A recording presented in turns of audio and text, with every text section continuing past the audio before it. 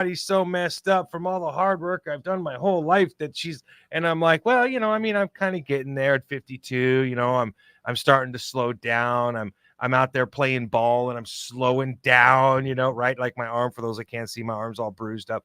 And 2, 3, 4, 5 years ago, I'd have caught it, right? It just got drilled right back at me. I didn't even have to move. Oh, I stood there and took it. It bounced off of me at an incredibly cool angle, though. Third base grab it or anything? No, went towards the second baseman. But okay. Anyway, long story short, it's like, I'm like, yeah, the older, and she's like, oh no, it gets much worse. Thank you, ma'am. Thank you. Appreciate that. I don't need to hear like, that. Yeah, I'm like, you don't have to throw that out there anymore. You could have just left it alone after the first comment, But in life, right, we all go through and we say things and then we look back on them and we're like, WTF, man, I can't believe I just said that, right? Now, why do I bring that up? Because it seems increasingly evident that there are certain Americans out there that are unwilling to accept the fact that we have, and we always say, right, the big eye, and especially in sports, the big eye in the sky don't lie, right? Yeah. The camera always catches you, yep, and you always see it, right? Well, you're right, actually. I see. Yes, it's perspective, right? Yeah. And so some interesting things have gone on with cameras in the last 5 years. Yeah. Yeah. Is that all? Is that all we're going back? Is Well, 5? well, I don't have memory for Let's go back to the kid. Remember the kid? Which kid? The kid that was standing next to a Native American tribe. I think Absolutely. Oh, yes. Yeah. The young man, and there was the protest out in front of the Capitol building, I believe. And he got roasted.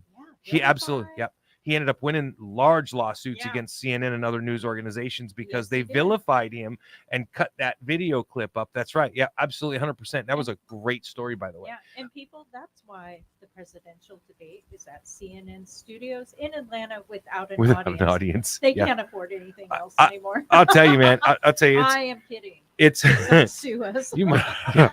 It's your opinion. You're good. It's Just give me your opinion. That's right. You're That's allowed right. an opinion. If anybody wants to serve me with cease or desist documents, F you. As long as I'm telling the truth, I'm safe.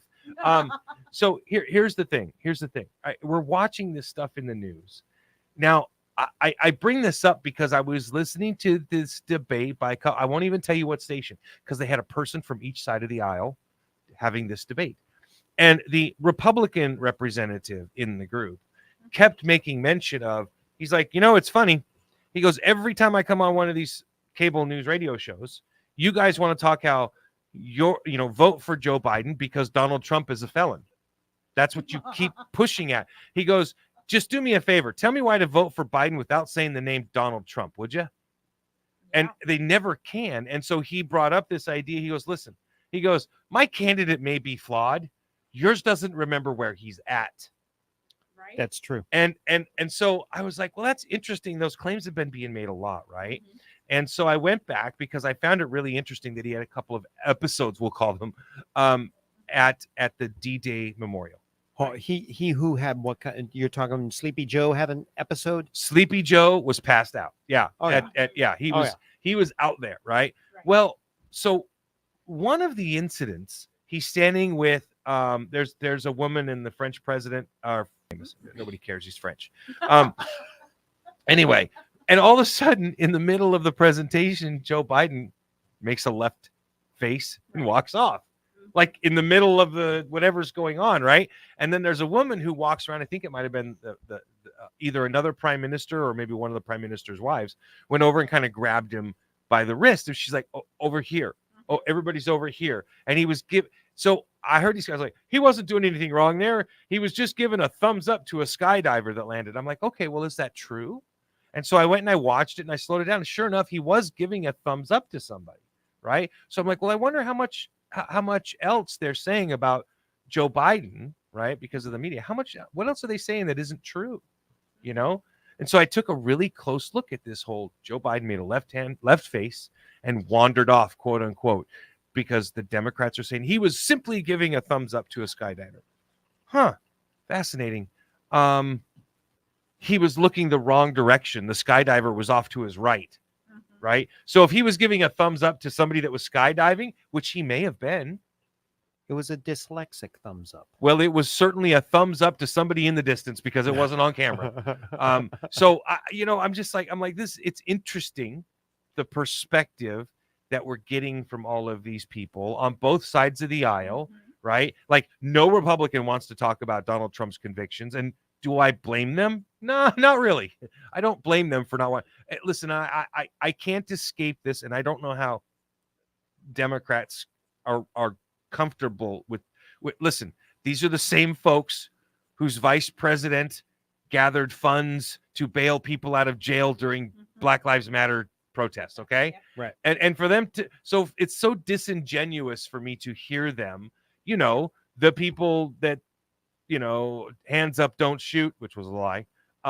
The same people who said, Trayvon Martin did nothing wrong. The same people who said, there was nothing wrong. There was two guys in Minnesota. There was the George Floyd incident. By the way, he was a felon. And then there was the other guy who got shot by a cop because he was stabbing people with a knife. And this was the same guy who was being looked for because he had apparently raped his ex-girlfriend. So like you see all of these circumstances and you're just like, now you guys are all about, criminal justice reform, right? We hear that all the time. And we hear about the justice system and how it's very unfair to certain people. And I'm thinking, so you had to prove to the the 78-year-old white guy running for president that he really could get a biased jury, because it was, right? Like, do you guys have any doubts that his jury in a district that he lost by 82% of the vote? Like, is there any doubt in your minds that the jury was biased in that case? No, I mean, if I'm not mistaken, didn't the DA get in the office by running on the Yep. platform? I'm going to convict Trump. Yeah, funny you should say that. Yeah, that's exactly what he ran on. Yeah, it's His name, for those of you listening, is Alvin Bragg. Check him out. Do a quick search. Alvin Bragg, Donald Trump. You'll come up with a lot of cool stuff. so.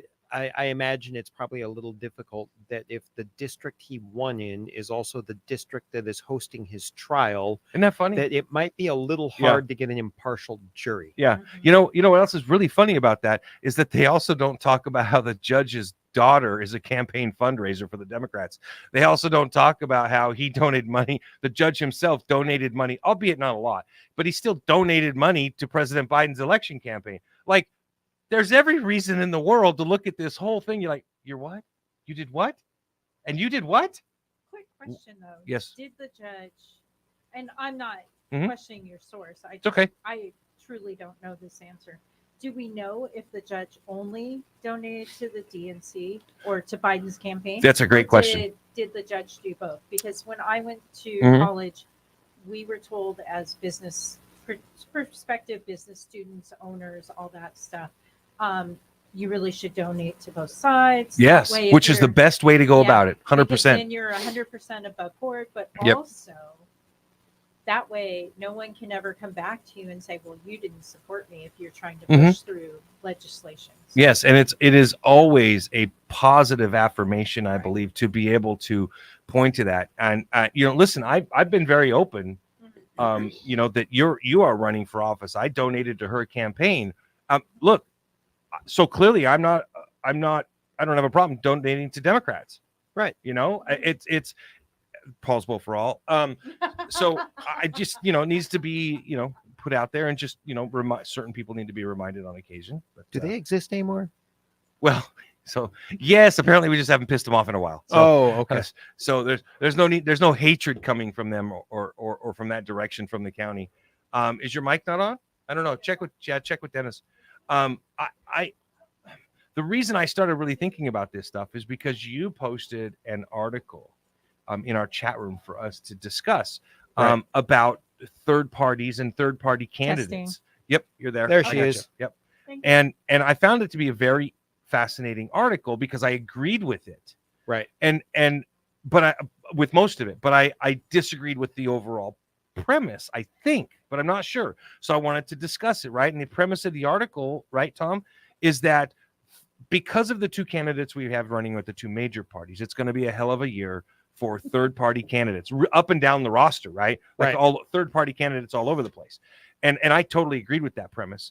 But they felt that wouldn't be loud enough to make a difference, but loud enough to be heard, right? Is that a fairly good assumption, or Well, did I leave anything out? No, I mean, that was kind of something I had summed up as I presented one of the articles. So I'm still not sure Okay. because I posted two that kind of one segued to the other in our chat, and my overall take on it was, I think this election cycle, third party candidates are going to make a lot of noise because I think you're right. We have I really 2020 all over again, right?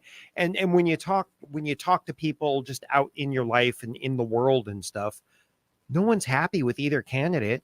You know, you talk to a Republican, most moderate, reasonable Republicans are like you, Paul. You've said it yourself. Did you just call me a Republican? No. Oh, moderate. I said moderate. I think moderate. it's moderate. Just in general. A moderate Okay. conservative, right? But I'm just talking like There's some listeners that will just cringed when you said Yeah, that. I He's know. not conservative. yeah, whatever. I believe I am. We've talked enough. Yes. That, I mean, that's how I would identify you. if I someone believe would I'm ask a very me. fiscally Can we assume your identity is that? Are you okay with that, Paul? with my identity. God bless you. This is the I'm strangely DEI okay with segment that, of yeah. Outlaw Radio. Yeah. I'm saying him.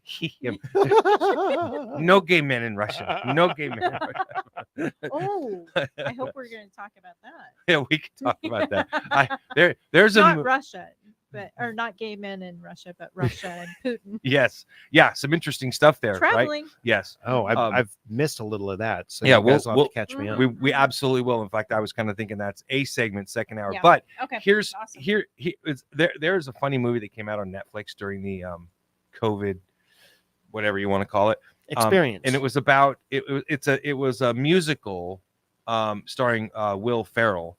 And no. they were him and Amy Adams were this group from Iceland singing in the Eurovision contest. Yeah. Okay. Yeah. I saw Funny it, ass a movie, snip, and yeah. the music is great. But there's this Russian singer in it that is incredibly flamboyant and is totally gay, which was fine. But then the Icelandic singer comes up to him at one point in the movie. She asks him, she says, "Well, aren't you, gay?" He's like, No, I am Russian. In Russia, there are no gay people. He, him pronouns. He, him pronouns. Right? And she looks at him. She's like, "No, I think statistically that's impossible." And he's like, "Nope, no gay men in Russia." And I was just like, "Damn, that is so funny." Because it's just like you look at a guy like Putin, you're like, "Yeah, that really sounds like him." That's exactly what he would say. Happy Pride Month, everybody. I would get derailed there so fast. What a segue I mean, for did you see Pride those Month. beautiful signs that no longer catch the wind in Paul's boat? Sorry, I'm sorry. I don't know where that came from. Oh. Wasn't me. Yeah, Um, no. Did that? We got to get Dennis to get that song. I know. Down It by wasn't Shaggy? me. Yeah, Was it Shaggy. me? That was so good. Anyway, He's not listening to us. that's okay. That's okay. He's busy over there behind the computers. Yep. So anyway, your point on those articles, and I'm really curious what you guys think, because here's where I think that stuff is a little bit off. I think third parties are going to cost somebody the election this year, and I would not agree. be surprised. I agree. Maybe so one of the things that we had talked about and you brought up, very appropriately, was most of the third parties tend to be a little fringy, right? Mhm, Like mhm. the Green Party and the Socialists, Or is and that just how they're portrayed? Are they really fringy? I think they're pretty fringy. They're pretty fringy. I would agree. I think I want to be got, fair. I mean, are they Nobody's- really? Nobody's Yes, they are. extreme enough for them. Yeah. right. I don't think that's far off. But I mean, the thing is, in the past, 2 election cycles, Mhm. there have been some startup third parties that are really moderate. They're really center. They're approachable. I mean, they're the average American could get behind some of those ideas. I find this interesting because you know how they have those tests out there that, Right. that especially libertarians like to push, where they say take this test and find out where you're politically. and inclined. everyone's a libertarian. Yeah, everyone's love a that test. on that test. Everybody's a freaking libertarian, dude. Right? But Well, it's not wrong. So It's not. damn it, Tom. So I took that test, right? Mhm. And you know what I came out as? I actually did not come out as a libertarian on that test. Really? I came out as a constitutionalist. Yeah. Oh, okay. And all I'm thinking is there ain't no constitutional party. And if there was, it'd be doing a lot better Right. than it is not existing, right? And so here I'm curious, right? Where'd it come from? Is there actually a Constitution party that's so small I've never heard of them? Yeah. I don't Yes. know. Yeah, Is there? I believe it. not an official party as far as I know. Uh-huh. You know, like they're not accepting donations. They're not a PAC or anything like that.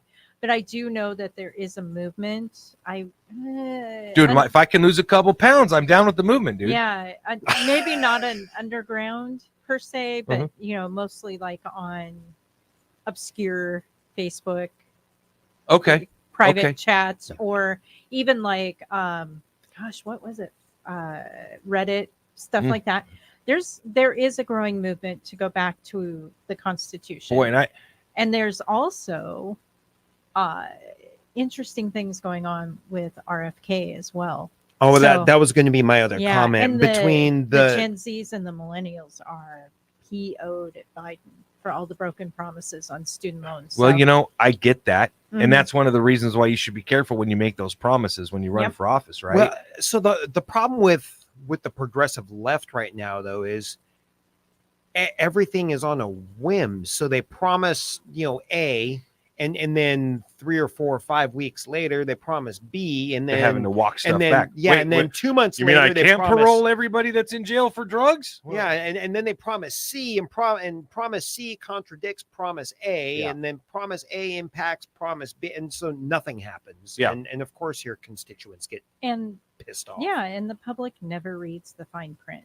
No. yes, you're correct. The I- fine print is the biggest deal. Yep. People. Yeah. I was just having conversation yesterday out at a job site with a couple of young men, and I made the very open comment. I said, unfortunately, 95% of the electorate, at least that we know locally here, Right. are very uneducated and ignorant on the issues entirely, Mm-hmm. right? They might know part, as in taglines, of a singular issue, Mm-hmm. Vote yes, pay less. right?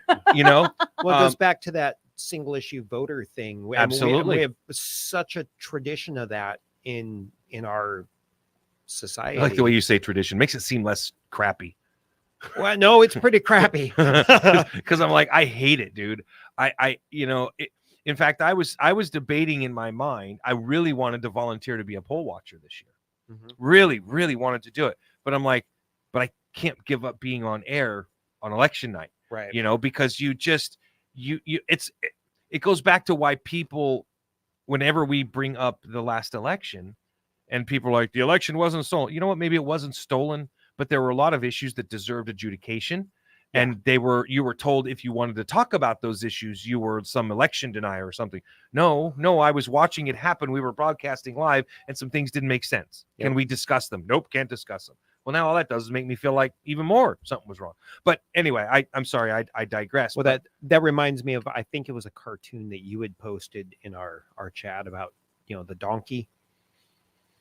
Wasn't that you that posted the donkey? And it was like I might have something posted some about mini donkeys or mini cows or something. no, but it was a cartoon, but it Okay. was something about this is what it's like trying to talk to a liberal.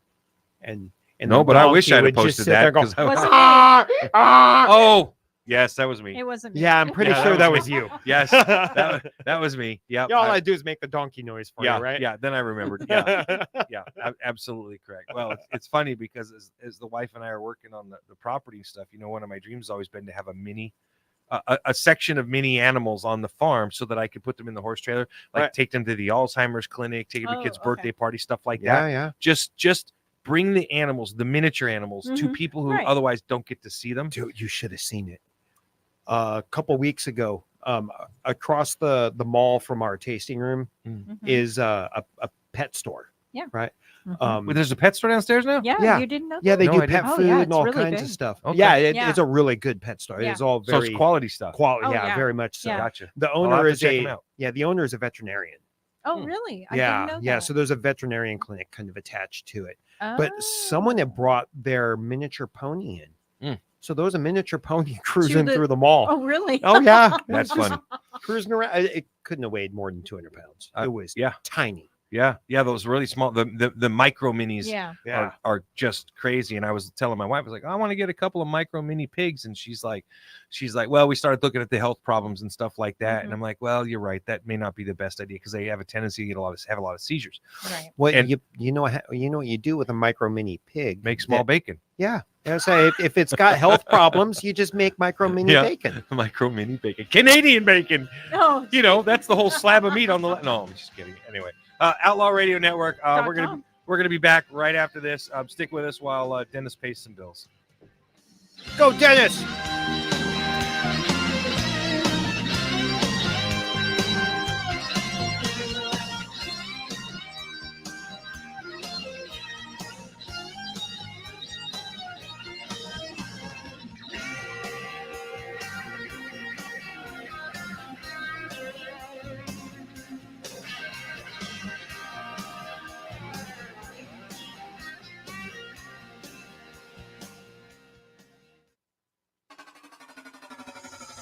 On a recent episode of the Outlaw Radio Network. Some of our listeners even appreciated you dumbing it down for them. So, on behalf sometimes of I have to mansplain for people like. By the way, mansplaining is when men explain things to a woman in a condescending tone. I just mansplaining. Outlaw Radio Network, Sundays from 8 to 11, Wednesdays from 7 to 9, only on Megatalk. Are you ready to elevate your spirits? Look no further than Black Rain Spirits, your local craft distillery nestled in Town Square Mall. Indulge in the smooth richness of our handcrafted spirits, meticulously distilled to perfection. Whether you prefer the bold kick of our bourbon or the subtle sophistication of our gin, Black Rain Spirits has something for every palate. Visit us today at Town Square Mall and experience the essence of true craftsmanship. Black Rain Spirits, where passion meets perfection, unconventionally traditional. Hey, it's K-Dog with the Outlaw Radio Network. We are everywhere. You can follow us on all your favorite social media channels, including Facebook, Instagram, YouTube, Vimeo, and more.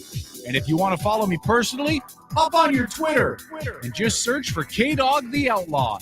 And don't forget our really cool website, outlawradionetwork.com, full of all the cool merch you've been looking for. Outlaw Radio Network. Are you an outlaw yet?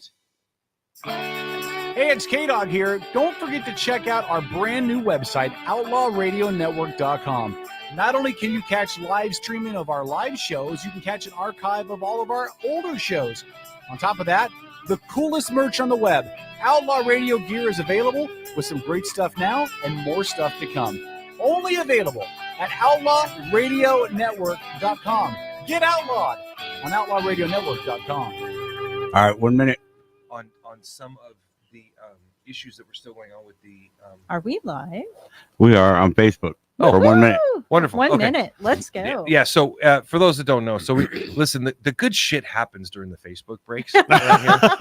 You know, it's when we talk about the stories that are kind of borderline, and we need to kind of figure out how we're going to address them. You know, and so we were talking about the squad, right? AOC Yeah. and Corey Bush and 30 seconds. even Jamal Bowman, who I think is probably an honorary member. Adjacent. Yeah, he's squad adjacent. That's going to be in my mind forever because there's this documentary that just came out on Hulu, and it's done by Matthew McCarthy, former member of the Brat Pack. All right, coming back. All right, Outlaw Radio Network. .com. Yeah.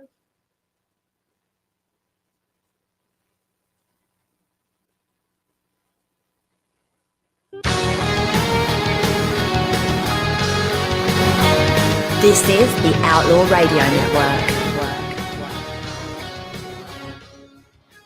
Our British friend is right. It is the Outlaw Radio Network, .com. and God bless us for it.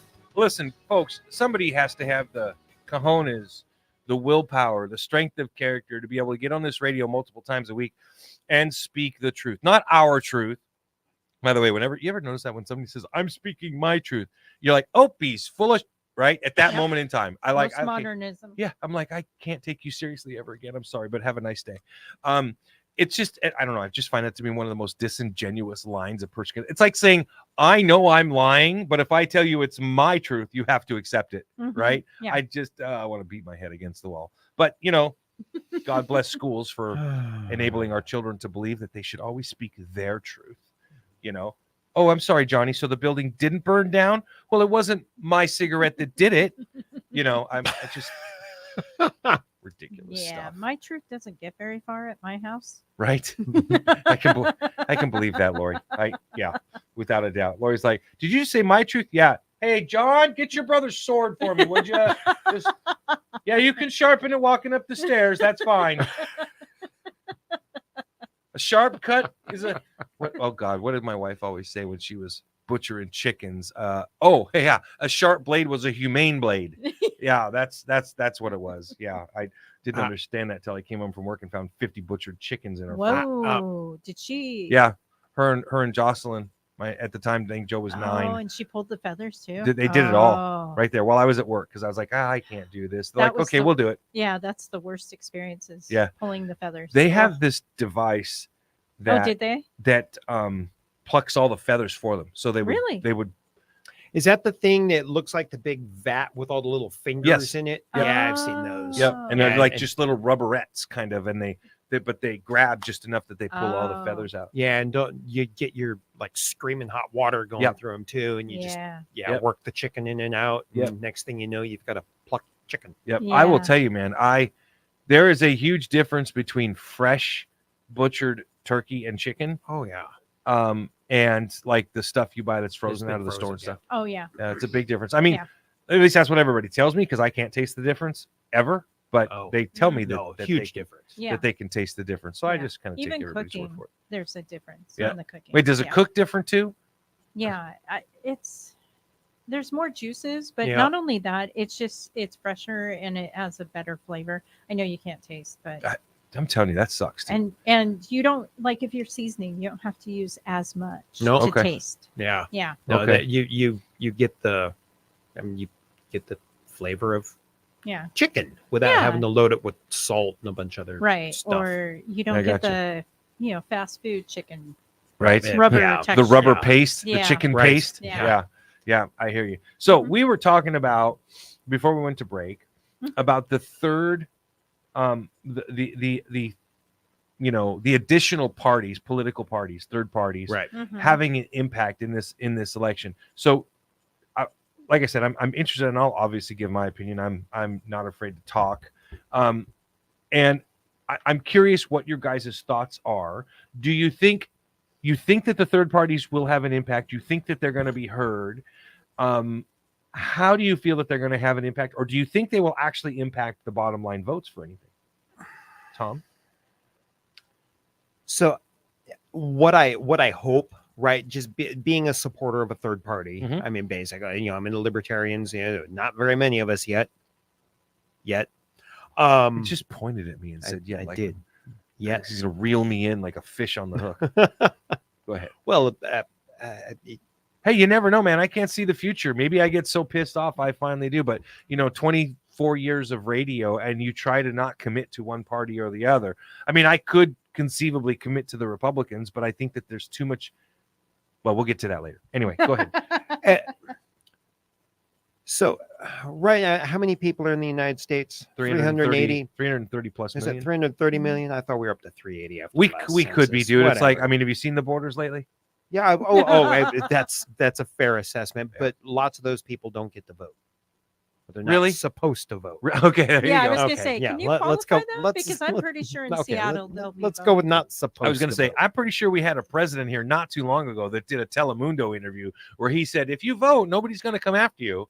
Yeah. Anyway, go ahead. Yeah. But let's just round down to 300, right? Cool. 300 million people in this country, and these two jokers are the best we can come up with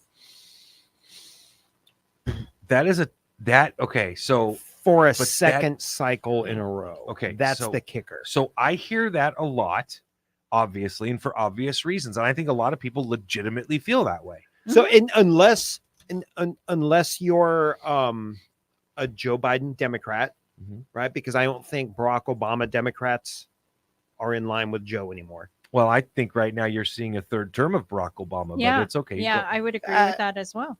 Okay. I mean, remember on the stage just this last weekend, Barack Obama made it a point to grab Joe, put his arm around him, and walk him off the stage after he walked off. And well, that's remember fair. that Barack Obama and Michelle Obama have been renovating their house in Washington, D.C., but they have remained in residence Yeah. in Washington, D.C. Was it like a mile or something from the White House, the right? It's like whole really close. term of Joe Yeah. Biden's presidency. Okay. Hey, They could only we- go to vacation in the Hamptons. isn't it where they bump off members of the staff they want to get rid of? But True. I always felt if I was Joe Biden, I would have been a little bit awkward having my former boss like, okay, you're taking over for me, but I'm going to move down the street, you know? And it's like, no, dude, go home, you know? Don't hang out here. And I don't know. I'm not suggesting that Obama has done anything at all, Right. because he may have kept himself really cool. Remember, we have a tradition in this country. When you're a former president, you keep your mouth shut. You leave out. Right. Who did it? George Bush did a really good job of that. Right. Yep. Right. Yep. You know, Bill Clinton, yeah, not so much. He was very vocal. Well, But in but between. Bush Senior kept his mouth shut, didn't say Right, what. Reagan right. kept it. Like our Jimmy- presidents have traditionally been and remained silent. Well, I think Jimmy Carter was a good example. He was a horrible president, but he did some okay stuff after he got out of office. Oh yeah. Well, that's like saying, You know, that he wasn't quiet, Mhm. but he was appropriate. Mhm. You know, Yeah. It's like saying David Duke used to be the Grand Master Oh, of the KKK, but wow. now he's a good dude. I He's don't- a dead dude. I'm not, well, it's hard for me. I get the point. Jimmy Carter was a terrible president, but he turned into a really good guy. He did spend a lot of time being seen more than heard, right? He wasn't vocal about politics, but he did kind of stick his nose into some international issues. Yeah. Right. And I thought that was a little bit out of line doing some of that stuff. He did it with Yasser Arafat and the Palestinian cause. Mhm. I mean, there was just some things that as a former president, I thought he shouldn't have been involved with. Now, to be honest, who am I to really say one way or another, right? I mean, we're all just pontificating our opinions. exactly. Yeah. So- Unless, I'm just going to throw this out here. What if that leader was like, you know what? I want to talk to former President Carter. That could because be true. Yeah. He seems like a pushover. Yeah. I and mean, can dude get grows what I peanuts, so want. I can talk to Yeah. him. Yeah. Yeah. I don't want to deal with so and so. Yeah. Well, especially while Reagan was in Yeah, office. yeah. I could have Yeah. understood that. I mean, there's a reason the Could be. Israelis freed their American hostages as soon as they found out Reagan won the election. Yeah. Oh, crap. Let him go home. Send him home. Yeah. I Israelis or No. During the uprising in Iran, the Iranians Oh, took I over thought the you said American it- embassy. yeah, I remember could have that. misspoke I thought you something. said Yeah. Israelis. I was like, wait, what? I could have. I Yeah. don't remember what I said 5 Okay. minutes ago. So No. All good. I'm- I was just clarifying. I'm there Huh. with you. So you're ultimately then What- your thought is, what are you thinking the impact of the third party candidates? Because we have actually quite a few that have gained some traction. Right. Mhm. So I think what's happening is our reasonable Democrats, right? We'll What? leave our they're out there. You know, our reasonable Lori's Democrats. like, over here, hello. yeah, Matt Macklin. Yeah. Great example of a reasonable Actually, I dig Democrat. that guy. Yeah. So they exist, Mhm. right? I think our reasonable Democrats and our reasonable Republicans Mhm. are becoming exhausted with Biden versus Trump part 2. The And- lawfare regime. Yes, and Yeah. you know what? And, And we- you and people that share your opinion have every right to feel that way. I don't want to take anything, but that's not how our system works, right? And that's part of what we're seeing now. Why people are suggesting, those that are in Joe Biden's inner circle may be guilty of elder abuse because he's clearly having cognitive issues, Oh, certainly. right? Everybody sees it, yet they're still not only denying it, but they're still kind of forcing him to run for president. They're hiding it. Yeah. Yeah. And at some point somebody's got to have that conversation, Uh-oh. right? Here. Somebody's got to have that conversation. Apparently it's going to be Lori right Yeah. now. The foil hat's out. Yeah. The foil hat is out. Okay, so here's what I think about a few things. So like celebrities, Mhm. Hollywood actors, they have their stunt people who look similar, right? Yes. And supposedly everybody's got a doppelganger and all of that. Oh no. Dun, dun. Go ahead. Don't stop Anyway. now. You're on a roll. So my belief, and this happened early in the President Biden's term. I believe it was January or February of 2021. They went over to the building where I believe the House of Representatives have their offices, Mhm. and they created a secondary Oval Office. And Okay, they also You're right. I remember that. and they also was on TV, right? Yeah, and they also created a secondary press room. And they said, "Oh, it's for Biden to use, if he's having someone that maybe not is cleared for the White House." And several sources for this. Hmm. And my thought is, what if they have a doppelganger because he's so medicated. And they've got to be shooting him with steroids to get him up It there does- to even talk. It And does. You have experience in the medical field on the business side, right? Yeah. I mean, you have a much better understanding of that stuff than we do. But does it not look like the dude is 3 sheets from Sunday, and then Yeah. suddenly, like 45 minutes later, he looks like he's hyped up on caffeine and cocaine? Yeah. Well, skip the cocaine, but I mean, when I get backed into a corner on business, Hey, what do you mean skip the cocaine partner? What did they find in the White House? Oh Cocaine. no! I'm talking personally. I mean, Okay. skip the cocaine, but when I get backed into a corner with the schedule and I gotta go, Red Bull is my best Yeah. friend. Okay. No, I mean, I'm glad that you said that because your wife told me that story, man. She said she's like, Tom's like, back me into the corner. Okay, baby. That's a whole different program. But That was a anyways, different. Yeah. Tom's like, it had been a good day taste testing the product. I was ready to go. Yeah. anyways, my thought is, what if the doppelganger, you don't want that around the White House, right? You don't want that around your Secret Service. Your Secret Service can be outside of this office. You have a different entrance, right? The two, Fascinating. the office and the press room are next to each other. And so you come in from a different slant. You do all your ads or your interviews or whatever in that room. Lori, And are then you you don't have to have people come through White House security. Are Dun, you dun, suggesting dun. they're playing a shell game with the president? Oh yeah, Okay. totally, Li- totally. listen, And listen, not only this- that, but the young kids at the White House, if Barack's not running the game, then they are. That's my belief, in my opinion. Okay. I find your opinion to be so incredibly not offensive. Because it's like, I mean, listen, add strength to that by saying anybody who thinks this hasn't been done throughout history is a fool, because Right. it has. Right. I've seen all the movies about it. Yeah. Like it's the like every movies where the country. president's Yeah. in a special room being Yeah. kept alive by doctors, but not aware, and they've got somebody There's a else very running the show. famous book about it, isn't Yeah. there? Called The Prince and the Pauper. Yeah, Oh, yeah. exactly. Yeah. So it is a topic that has Mhm. been in Western vernacular for a long time. So I don't know. I mean, listen, it's a fascinating. I'm Mhm. curious. So for those of you that are out there in the chat room right now, throw it in the chat room if you think that's something yeah. that the president or Biden or the rest of them would ever think about doing. Trump would never do that. His ego wouldn't allow it. Like, oh no, like if he's that gonna dude just drop. yeah, if that dude thought somebody was coming to kill him, he still wouldn't do it. I don't know. What was the joke that was said a few years ago? If Donald Trump jumped out of a boat in the middle of a lake to save a kid that was Mhm. drowning, and it Mhm. turned out he could walk on water, Yeah, he would. the story at CNN wouldn't be Donald Trump walked on water. It would be Donald Trump can't swim.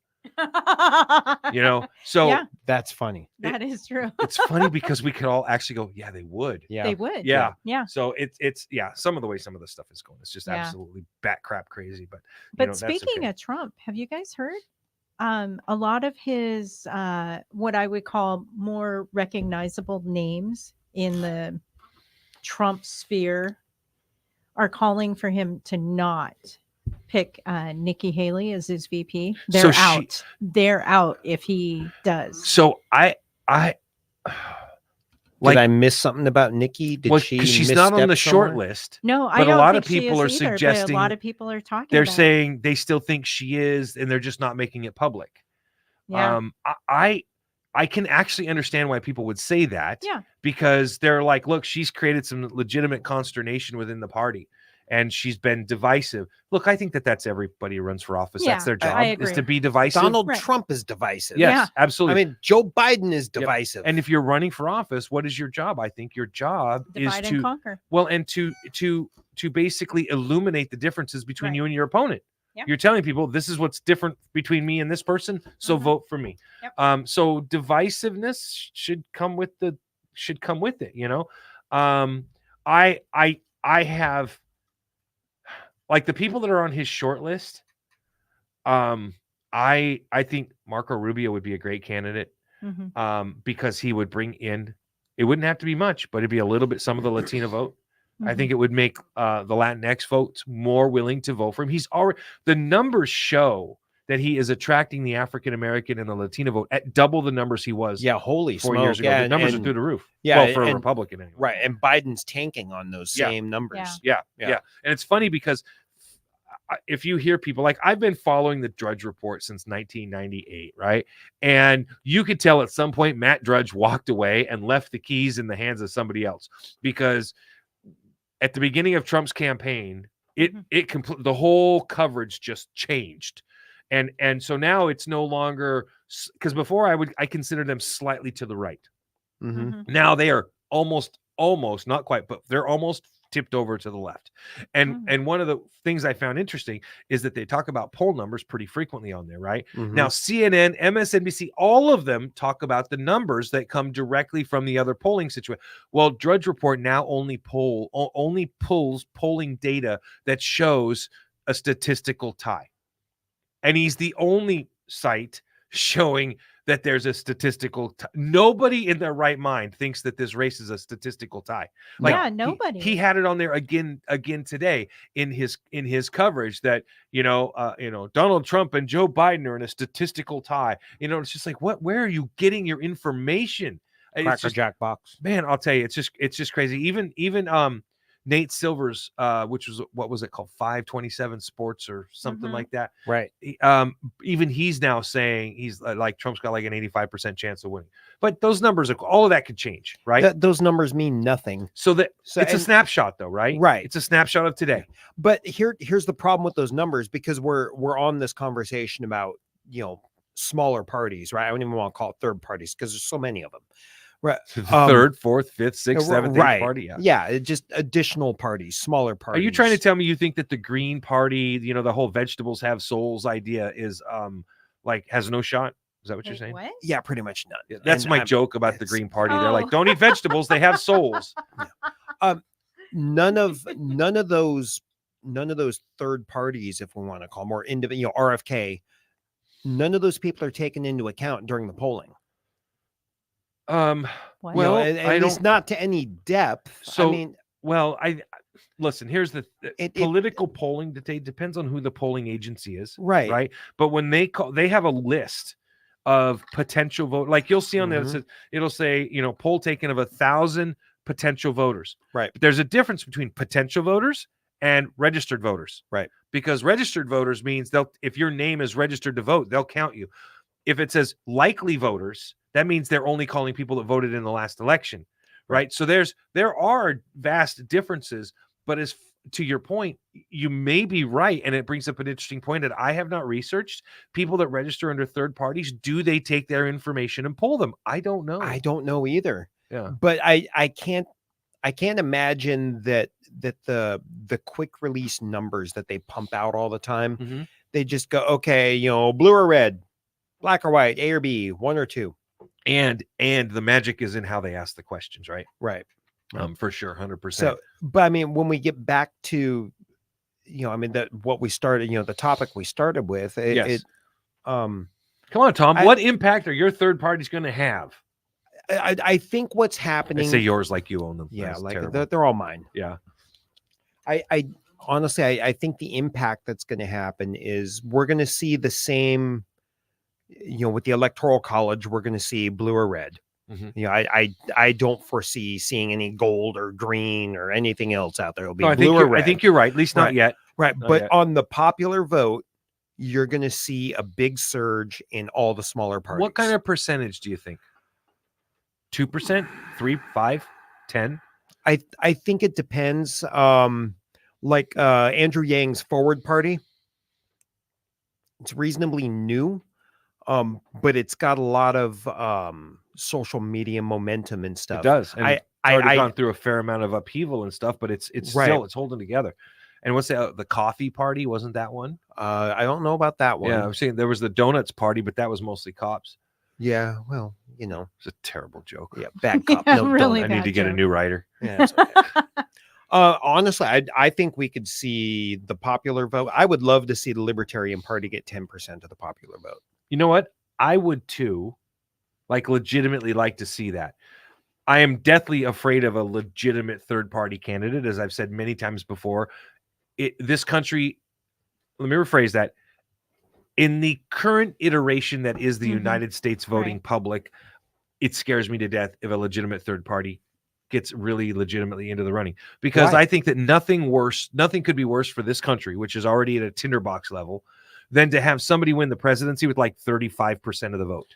Problem is, That scares the hell out of me. we already kind of have that. Yeah. Well, I don't think so, because you've got when you go through the popular vote numbers, and we do what? We have the Electoral College. Right. And that really, so people are understanding, and they're still not okay with the idea that you can win the Electoral College but fail to win the popular vote by, a couple of Right. million votes, right? Right. So people know that happens, and they know that there are certain places they have to spend more time and money in order to get the votes, because they need that electoral vote. Right. There, right? Which is what Trump was really smart about in 2016.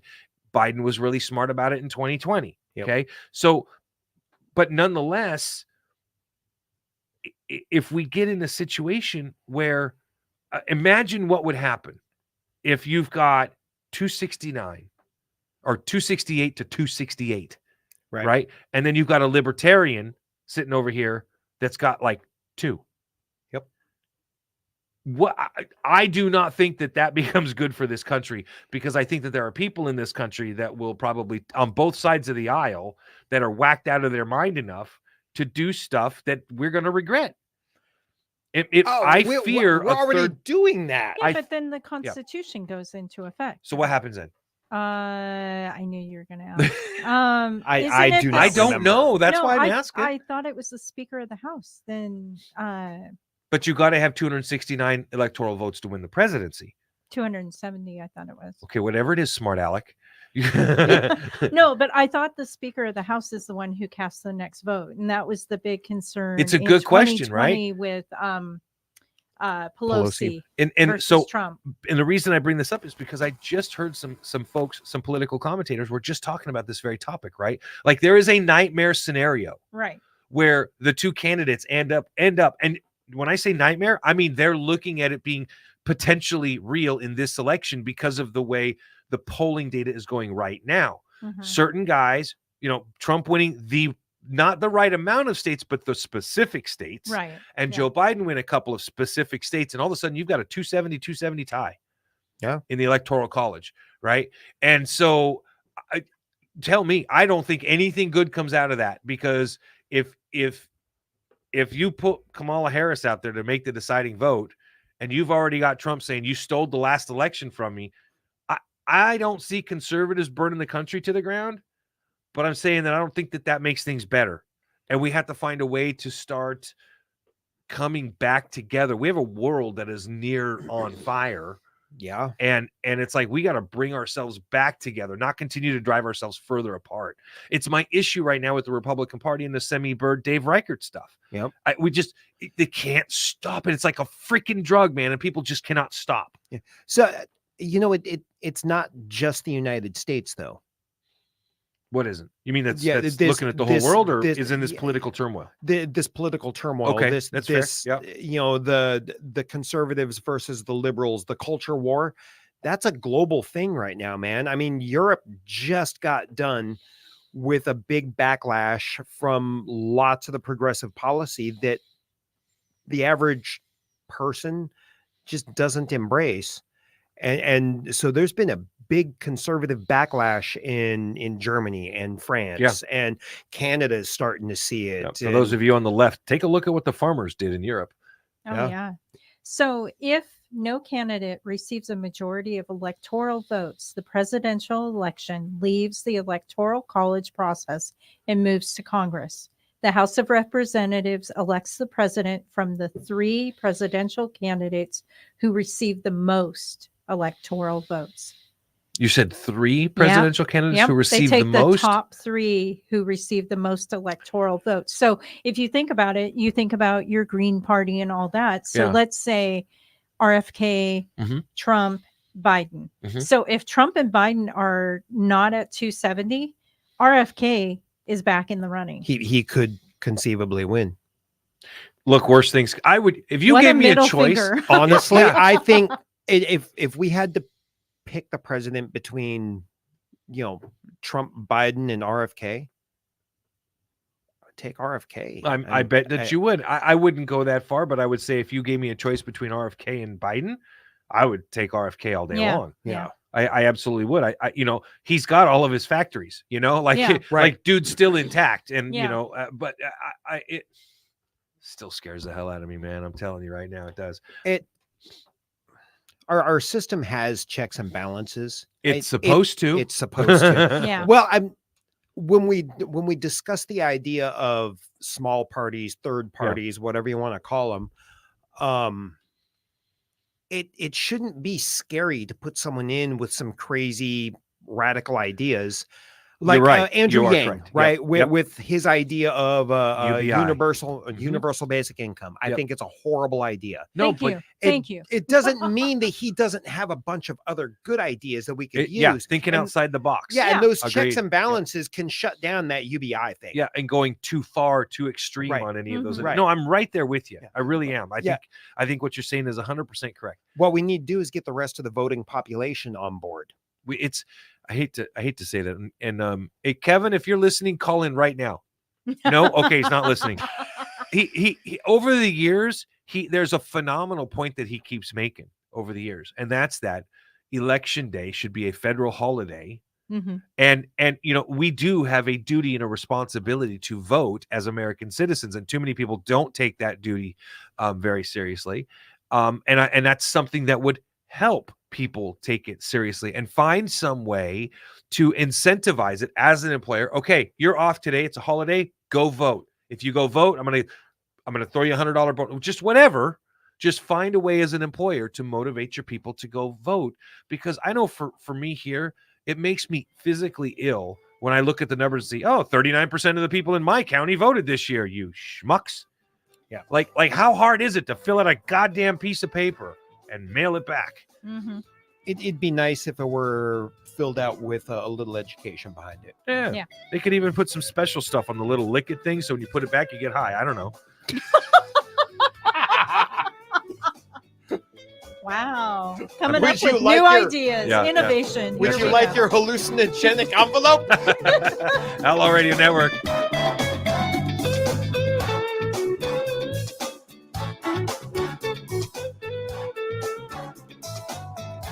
Live on Facebook. Hello, Fuck's faces. sake. Well, interesting information I got here just a little bit ago. All automotive dealerships on the CDK, which is a particular type of operating system that all automotive dealerships Mhm. use, are all down right now across the United States and Canada due to a major cyber attack. So, Oh, wow. it leads us up to what we were going to Yeah. talk about here Which one? in our next hour. That's my. Well, I was going to go with Barbie Benton. She was my favorite Playboy playmate.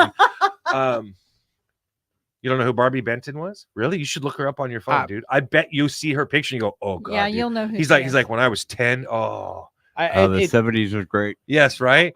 She She was a natural, beautiful woman, wasn't The she, Dennis? 80s was better. Indeed. It's Playboy- probably a face I Playgirl need to was see. amazing. God, now I'm gonna have And to pull it up. Playboy. There is Actually, no you know way. who I think it was just a truly beautiful woman. Who's that? Audrey Hepburn. Well, you're right. She Yeah. was. Oh. Yeah, Did yeah. you know she was in World War II? What? I know. I didn't know that. No, I knew she was, that era, but Mhm. she served in World War II. That's She was Barbie part of Benton. the, Okay. continue. Don't I remember her. I knew it. Yes. don't come for me, but I believe she was in the Dutch or Danish resistance, Really? youth resistance. Yeah. Really? Yeah. Oh, I didn't know that. That's okay. Now I'm gonna go down that rabbit hole. Oh yeah. It was fascinating. Oh, that's back down memory lane. There was a show on when I was a teen. No, Mhm. I think I might have been like 12 years old. Right as you're the young man, you're hitting puberty, and there was a show on that I had seen, and this woman it was like this submarine crew went and found this island full of dinosaurs and cavemen, and there was this cave woman on there that was just wearing like a bikini made of animal skins, because that would have been like, Oh, that was Definitely. racy in the 70s. yes. Yeah. Apparently, Exactly. I was not privy to that. I Wasn't don't know that like what you're Journey? That sounds like Journey to the Center of the Earth. Yeah, It's similar. kinda. It's one of those very similar to H.G. Wells, kind of like Land of the Lost kind of Yeah. thing, and there for years I didn't know who that woman was, man, but I had her on my mind. I'm just like, I'm young teenage boy, and I'm like, I don't know who she is, but she is good looking, you know. I mean, I definitely developed a certain taste pattern when I was young. I have no idea where it came from, you know. But You were impacted by movies. I was. And TV shows. I was. I really was. In fact, That's okay. it was funny because just the other day, I was going through TikTok, Mhm. and I saw the intro for Land of the Lost, the TV show where the Oh, family, yeah. the father, the son, and the daughter go over the waterfall. Right. Yeah. Yeah, and it had the slee stack little Yeah. lizard creatures and Yep. Chaka, the little Yeah. monkey dude. You can't. That stuff was so racist. Oh my god, it was so bad. Oh yeah. I think I even posted because I was like, oh, I was getting into some nostalgic stuff, and I posted in our chat room. Mhm. Man, Don Rickles was wrong. Mhm. That dude, he was able to lay down some racist stuff that was just like, I don't even want to play it on radio. It was so bad. He told this lady in the audience in this one joke, Tom. He said, "You're Chinese, aren't you, gal?" And he and she said something like, "Oh, no, I'm not." And he goes, "Oh, bullshit." He's like, and if you're not, you should talk to your optometrist. You know, and I was just like, Whoa. Oh, damn. yeah. I was like, dude, that's just wrong. Well, it's like, Mel Brooks movies. You couldn't Oh. remake any of those either. Right? But History of the World was hilarious. It was. And Yeah. you know what? I didn't find History of the World Part 2, the one that they did on Hulu last year, funny at all. They finally did Part 2. Oh, really? Yeah. Oh, And Mel Brooks did it, and it was just not funny. Well, Yeah. yeah. Age. Well, I was gonna say the woke climate. Mob. It's Yeah. today's climate. I mean, so many of those jokes you just couldn't crack anymore. Right? It's like Bad News Bears. You couldn't remake Bad News Oh. Bears. Right. Imagine a movie Yeah. today with a coach drinking beer out on the mound, and and the pitcher's having one with him.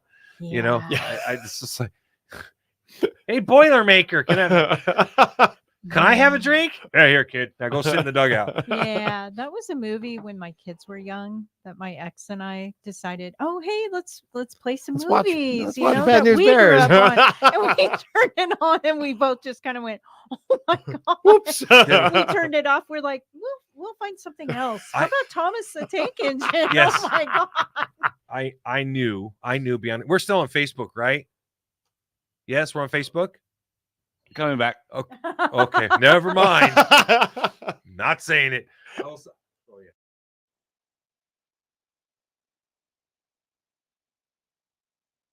The older people, I know you're getting a little edgy right now, but you better get into me because I don't want to bum you out, but I'm the future of America. This is the Outlaw Radio Network. Good evening, my fellow citizens. It's kind of stony, huh?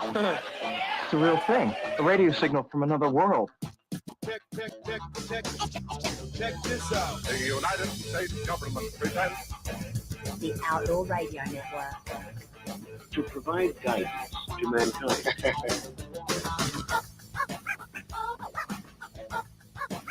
Thank you, Dennis, for the pointers. I truly appreciate it. You did this intro, didn't you, Dennis? Because this thing rocks. I did. I love this intro. Man. Yeah, Me too. this is my new favorite one. Yeah.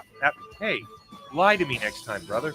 I mean, it's okay to make Dennis feel good, but don't make me feel like horse crap. No, it's new. Well, I love your work, Dennis. Paul sucks.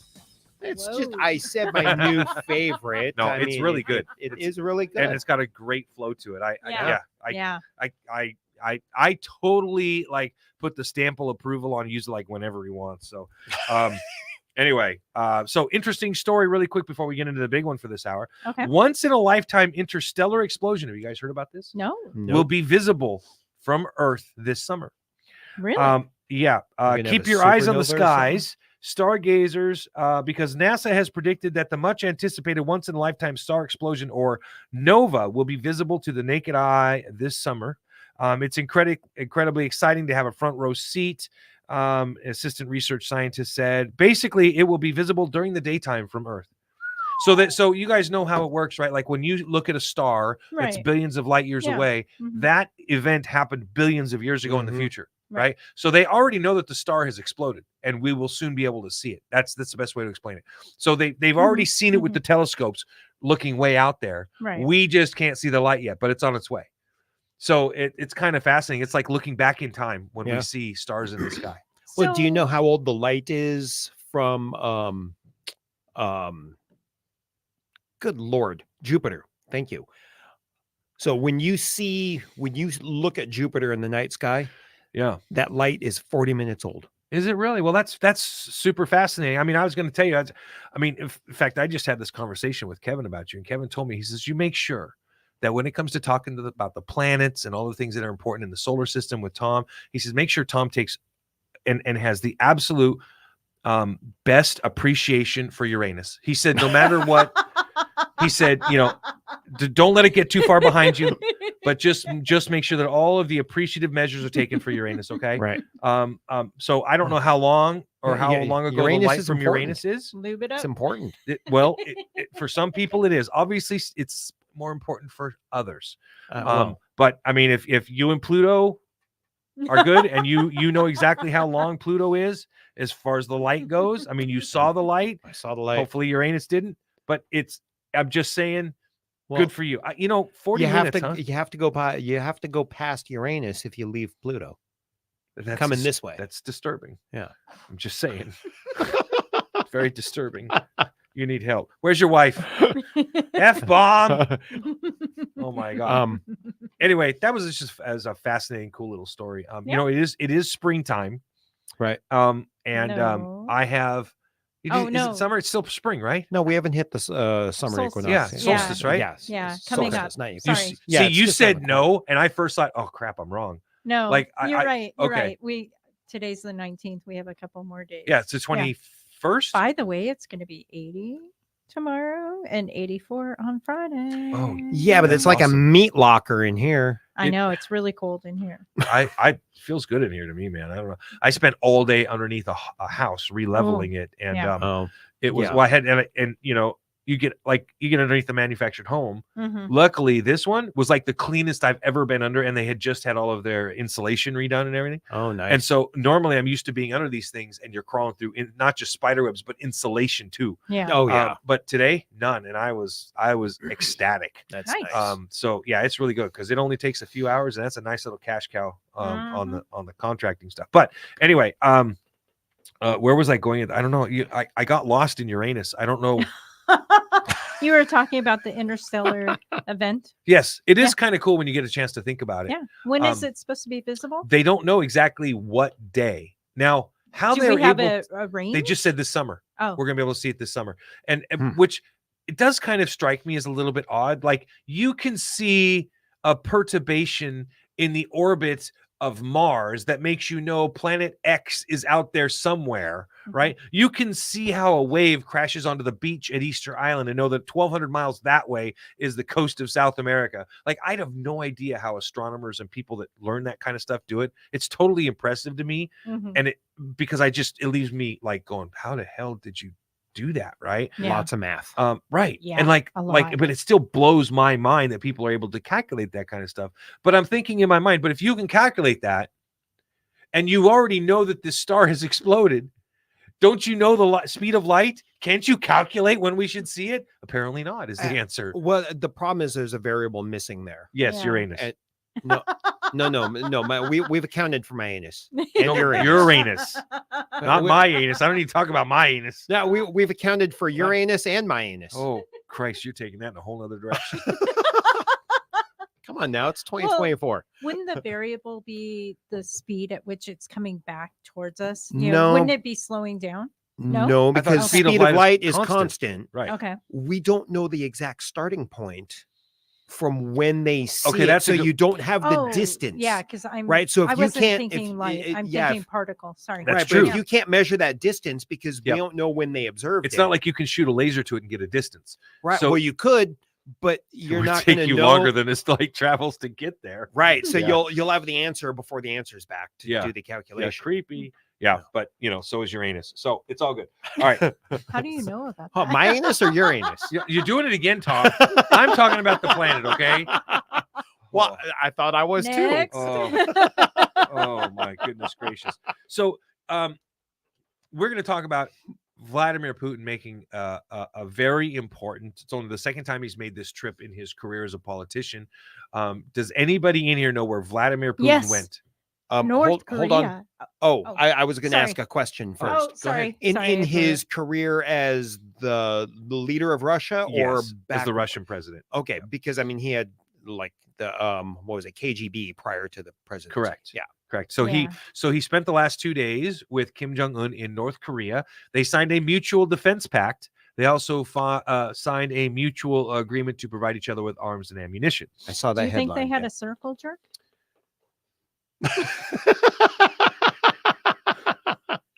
I don't even. In the non-sexual and sexual way. Just Well, I think by the definition, visual. I think by definition Lord. it was a circle jerk because it's kind of an echo chamber. I mean, they're Yeah, going to agree yeah. on everything. Oh, yeah. Just That by definition is I said know. circle jerk. I know. Dennis, I think that would make Paul a great is stuck. promo. Lori asking if Putin and Kim Jong-un had a big circle jerk. I don't know. I don't know where to go from there. Yeah. So anyway, so Where's the censors? I mean, like obviously Kim Jong-un and Putin are getting friendly. I didn't think it was like, the beginning of Greece kind of friendly, getting busy down in the sand, right? Summer 11. Yeah, exactly. But I Happens think so I do fast. think that it is important because Russia is now buying artillery shells and small arms ammunition from North Korea. But I haven't heard. I'm interested, and it's not something I've dug into, but I'm very interested to learn what the Ukrainians have to say about the North Korean artillery shells. I nothing about the artillery shells, but I did read an article about the Ukrainian opinion of some North Korean missiles that had been captured from a Russian position. Okay. What did they have to say about it? The Ukrainians decided to take said captured North Korean missiles from Russia and shoot them back at Russia. Were they duds? No, but they were highly unpredictable. Yeah. I that sounds about right. There's a couple of guys that as young men, they were in the North Korean military and they defected to South Korea. And now they do a YouTube channel.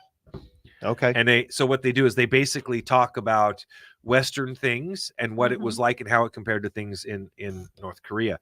And one of the things that they talked about was that when you see them marching in all their big parades, like 3/4 of the guns are fake.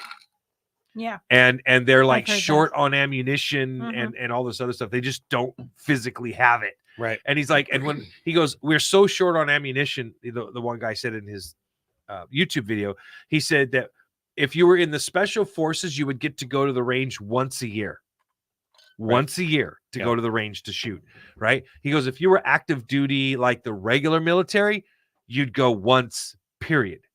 Like during your boot camp. You'd learn, you'd get familiarization with your weapon, and you might not even see a real bullet after that. Wow. So, yeah, it's kind of, I mean, it shows, man. But did you know, by numbers, North Korea has the 4th largest standing army on the globe? Yes. And Iraq had the 3rd before Desert Storm. Right. so there wasn't much of a contest. Nope. And I'm not throwing shade on the Iraqi military. I know that we did not underestimate them and we took them very serious until the battle was over.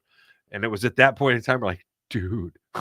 Yeah. Yeah. It was I can't read it. So go ahead and read it out up there because I can't read what's Corey Collins states half of more than 1 million artillery shells shipped to Russia from North Korea are faulty, a senior Ukrainian defense official has said. I believe that. I do. And that's because we've read a lot over the years. Right. When I ETS'd out of the Washington Army National Guard, it was called our area of responsibility. So we trained for an incursion by North Korea into South Korea. That was all we trained for. Right. So after Desert Storm, we spent years on that because it's the 2nd Infantry Division that guards the demilitarized zone there on the Korean Peninsula. And that was our parent division, 2nd Infantry Division. That's the one with the big Native American head and the star on the patch. That's that unit. And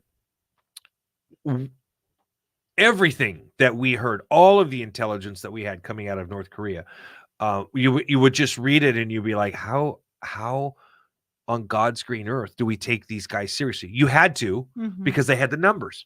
The Korean War caused the American tank corps to actually develop new tactics because of the North Koreans and the Chinese. So we developed an actual special kind of tank round for the Korean Peninsula. After the Chinese came in during the Korean War on the side of the North Koreans, the human waves were so vast. Oh, We developed those flechettes. a round, called a beehive round.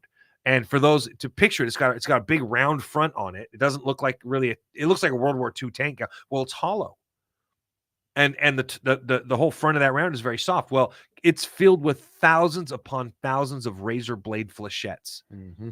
In Vietnam, they had like a lot of them that were extra left over from the Korean War. In Vietnam, they used these things to clear firing zones. They literally use it to deforest and mow the grass. I mean, it just, I would not want to imagine being on the receiving end of one of those tank rounds firing. Like a frog in a blender. Yeah, it would just not be fun. But the one thing that really sucked, at least for American tank crews, was that North Korea has basically like 3 types of terrain. Yeah. They have towns and villages, Right. hills, and rice paddies. Yeah. Yeah. And so if as a tanker, right, I knew that where I was at in the line of march, right? So I knew I was the gunner for the platoon sergeant, and that put us in what was called Charlie 3-4. We were Charlie platoon, 3rd platoon. So that meant we were the front tank in the whole column. Mm. And so if you were to go into battle in Korea, anytime other than winter, when the rice paddies were frozen, Right. you had to stay on the roads because Yeah. the rice paddies were mud. Right. So you're like, But- you think I'm safe, I'm in a tank. No, you're on a No. freaking road, man, and you're not going off of that road. So Yeah. North Korea is not exactly and conducive to survival in a I tank. can't remember in the Korean War, but didn't they put munitions or something, or bombs, something like C4 or something explosive on the roads to kill the tanks or try to get them off the tracks? I wish I had a better knowledge base on the Korean War. I don't. My father fought in Vietnam. Yeah, I was so in did my Desert dad. Storm, but I didn't even get to go. My tank was painted, but I sat with my hind butt on the reserve bench. Like I didn't even get into the game because it was literally too short. I mean, we were prepared, but it was just, it didn't last very long. Yeah. I mean, I think we might have come close to eclipsing the Israeli victory in the 6-Day War. It was that short. Yeah. But it was what it was. And the Korean War is a fascinating conflict in world history, for sure, without a doubt. Very fascinating conflict. I mean, China, like we even talk now about conflicts with China if they arose. Like China has no real veterans or combat experience to speak of. They have none. They had one small issue with, I believe it was Vietnam or Cambodia or something like that back in the late 80s. That was very short-lived. So they might have a few of their older officers that have a little bit of experience, but not hardcore. No, Yeah. versus the United States, who, let's face it, most of our military personnel have multiple deployments into combat zones. Like they have a ton of experience. Yeah. And so it is what it is. Well, I know our younger guys are not so much. Correct. Yeah, because nothing's been going on for the last couple of years. Now, I will say this, Tom, because you just absolutely love China and you give them all the credit in the world, and they're not capable of hurting a fly. I haven't said that. Are you aware of what occurred over the weekend with China? No, I apparently I missed something with China. Yeah, it was some conflict. Oh, yeah. What happened? Yeah, China. Basically, the islands that are off the coast of the Philippines. Yep. Philippines are saying, yeah, we're not giving up. We're not giving up this space to China. Right. And they came to blows this week. Oh, really? With swords to boot. Swords. Okay. Yeah. Never thought I'd be saying that live on radio. That, a couple of countries were going into conflict, and one of them was using swords. But I'm going to guess that was the Philippines. Well, I'm going to tell you here in just a second, because I think that is definitely worth pointing out.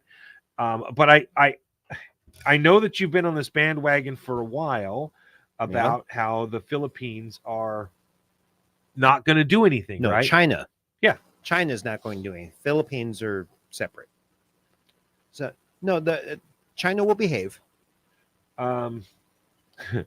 Philippines are now demanding that China return the rifles that they took and pay for the damage to their boat after hostilities between two crews, one Philippine and one China on the boat. What kind of boats? Were they the Filipino Coast Guard boats? Okay. And some of the Philippine, I mean, or I'm sorry, some of the Chinese, they're smaller boats that the Chinese have. They're, So, well, what I was getting at was it fishing boats? Was it Coast Guard boats? Was it? yeah, I know you for the Philippines it was so the Philippine military chief demanded Wednesday today that China return several rifles and equipment that were seized by the Chinese Coast Guard on the disputed shoal and pay for damages and insult he likened to an act of piracy in the South China Sea. Chinese personnel on board more than 8 motorboats repeatedly rammed, then boarded 2 Philippine Navy inflatable boats. They did that on Monday to prevent the Filipino Navy personnel from transferring food and other supplies, including firearms, to Philippine territorial outpost on the shoal. And the Philippines, for those that don't know, they've taken a bunch of their boats, their fishing boats, and they basically lashed them together as a way to protest China encroaching on the Philippine Sea. So Philippines says, like, no, this is our territorial fishing waters. We're not giving it up, and we're not going to let China push them around. Now, let's be honest. The Philippines know darn good and well that the United States is going to support them. Yep. And so, that's like your Do buddy. they? I think so. I have a story to go along. Okay. Well, let's have you tell that story, because I liken the Philippines right now to that obnoxious friend that's picking a fight with the biggest, baddest dog he can find because he knows all his buddies are going to hold him back. Right. So he's trying to he's putting on a good show. Right. But what is your story, Lori? So let's go back a couple years. Remember the pandemic? Who could forget? Yeah. How could we forget? Where's this going? Dun, dun, dun. Yeah. So Big Pharma was allowed in the United States to charge outside of the United States as much as they wanted. And so a lot of countries were unable to purchase the vaccine. Okay. And the Philippines decided that they would try to get the Chinese vaccine. Oh, no. Oh, yeah. So what did our U.S. Pentagon decide to do? They did a propaganda. We don't or engage whatever. in propaganda. How dare you say that? So the Pentagon on social media, they bought ad space on TVs and everything, and kind of like the orange man is bad type deal, but now it was a vaccine. The Chinese vaccine will kill you. Don't worry about the pandemic. Don't worry about COVID. It's fine. I mean, people died in the Philippines because they were convinced not to get the vaccine. Boy. I am neither for the vaccine or against people who get it. Okay. It's a good position to take while running for office. Yep. Yes. But what I'm saying is that the U.S. Pentagon engaged on terror against a country, psyops against a country that is technically one of our allies. One of our allies. Yeah. I do remember. I believe it was President Barack Obama that signed the executive order legalizing the United States to engaging in that very type of action, that being able to put out propaganda. Yeah. Which I always felt was just, there was something wrong about that. We've always put out propaganda. Not legally. The United States government put out propaganda to its own citizens. Absolutely. But you said we've always been, we have not always been able to. But he made it back during Obama. During Prohibition. Okay, Tom, that was 90 freaking years ago. Dude. I know, but we spread propaganda to our own Right. population during Yes. Prohibition. Yes. But Trying to Barack- scare people into, moonshine will Right. make you blind, Yeah. which is not true. It wasn't the moonshine that would make you blind. Yeah, no, it was the lead poisoning that you got from the still that was soldered together with Or it was lead. Tom Hardy in one of the movies he played where he was Yeah, running no as a- doubt. being But a I'm gangster. wondering if the Philippines are now posturing and saying, "Hey, we know That is a good it's been out question. in your mainstream media now that you guys did this to us. So now you have to come to our aid. You have to back us up." Because I believe what you're saying, Paul, about the annoying friend that's like, "Hey, buddies, come over and support me." It's just how I feel. But I think we should always support the Philippines. You know, I mean, agree. John Wayne played my great uncle in Back to Bataan. So it's like, we have a strong, but that's BS, guys. Mhm. The Yeah, I character know. wasn't true in the movie. Yeah. But I always thought it was cool that he had my last name. We're at this point in the world, right, where we have this new Axis powers group, right, Mhm. which is, I do believe that Iran, and I'm sorry, Tom, but China. Oh, you mean Oh, BRICS? I agree. No, not all of BRICS. No, Part of BRICS, though. but part of Yeah. BRICS. I Mhm. believe it. I believe Iran. South Africa's probably okay. They are. I don't Yeah, fear them. I But don't- Iran, China, China. Yep. North Korea, and Russia Mhm. I agree are with the that. four countries who I believe have much bigger plans than any of us realize, Mhm. and are taking steps to Oh, yeah. have an impact. And I think that they've secured the oil bag, if you will, in South America. You might be incredibly right about that. And you know, we can look at things like Russia sending ships and troops to Cuba to run small operations. And all I'm thinking is, you know, please do not get the wrong impression if you're a Russian sailor. Mhm. They had you guys had a U.S. nuclear submarine tailing your asses the entire way yeah. there. Yeah. Like they were in your baffles there, partner. Like Mhm. they could tell you what you ate for dinner based on the smell underwater, and you dorks didn't even know they were present. It's just Yeah. it's amazing. Yeah. So the BRICS thing I do find interesting because I think that's China's attempt to get out of being stuck as energy dependent and food dependent. Yeah, and BRICS doesn't bother me. That's free market stuff, right? Yeah. Absolutely. Outlaw Radio Network. We're going to be back after this .com. on Facebook Live or Memorex.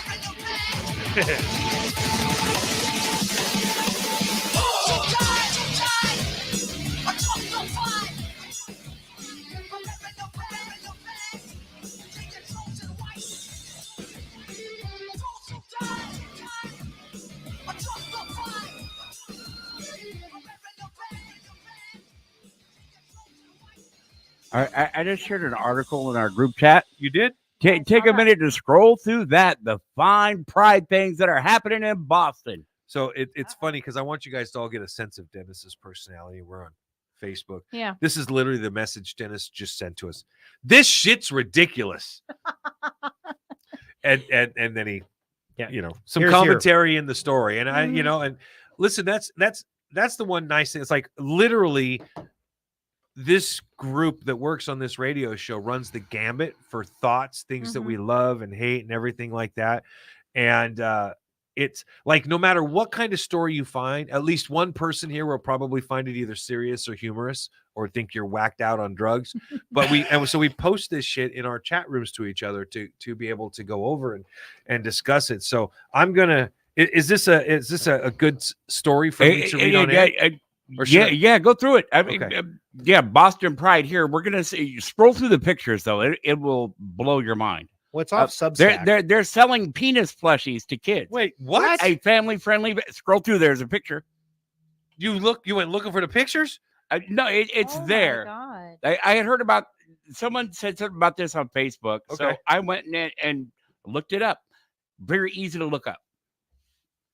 I'm going to read this because I posted a picture the other day on a Facebook group that I was part of because another person that follows me and was giving me grief had this picture posted on their profile where it showed 3 naked women walking through a crowd, and 5 feet away this daddy was holding his son on his shoulders and he had another little girl by the hand to his right. And I'm like, you know, why do people not seem to give a damn? Yeah. That you have a certain segment of society that wants to be naked in front of children. Trendy. Look, and these things are very sexualized. Stop saying that they're not, and that you need your rights and blah blah blah. Because when you got pictures that are saying butt stuff approved, I just scrolled to that. And you got a kid being drugged in a wagon behind a pole dancer. What the fuck? Yes, That way to keep it classy, Boston. Yeah, this isn't something that children should go to. I mean, And it's a family friendly event. yeah, you get a little further down and there's the pole dancing competition. like the dude that posted this picture and commented on it. I don't even know how to take this. And I'm going to read the story in a bit, folks, but there's a picture of a boy, he's probably about 7 or 8 years old, holding a plush penis. And here's what he wrote. The dude wrote, "I took the family downtown to walk, accidentally emerged into a Boston into Boston. Both the penis and the ice cream were overpriced." I I'm Brandy Cruz, host of the Undivided Podcast, and you're listening to Outlaw Radio. Good luck.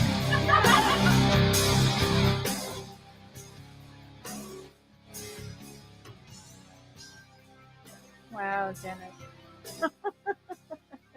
Yeah, this is the kind of good stuff that Dennis sends over, and so it's like when Dennis sends over like one story in a month, it's like it's going to be good. Oh yeah. So this is just too much. In fact, I'll put a link to it in the chat. Very good idea.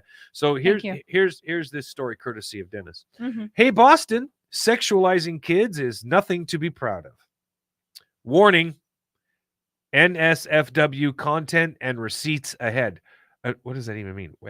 NSFW, not safe for work. Mm-hmm.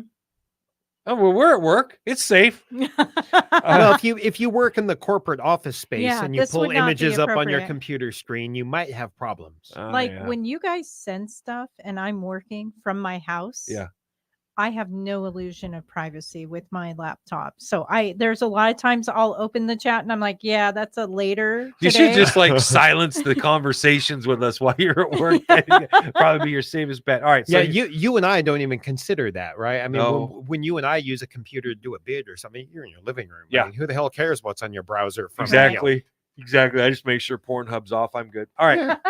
So it says last Saturday, June 8th, was Boston's Boston Pride for the People Parade. First of all, I would say it's not Boston Pride for the people. It's Boston Pride for a small segment of the people. Yeah. According to news reports, more than 1 million people attended. And while one could write quite a bit about the drama surrounding this event, apparently there's quite a backstory of historical infighting in the world of Boston Pride. And there was some dissension amongst the ranks this year too, resulting in a highly publicized protest. Figuring out why so many members of a radical activist community can't play nice in the sandbox isn't our goal. Frankly, it's not even that surprising. But rather than focus on the parade and festivities themselves, we are concerned with who was in attendance. More specifically, we are concerned that kids were there. Watch the reel below and see if you can spot the young child being pulled in a wagon directly behind a float with a pole dancer in it. I've got the reel going right now. See if there's something that's and this grabbing line I attention. think is true. You guys tell me what you think. The next line in the story is kids have no business being at a celebration of adult sexuality.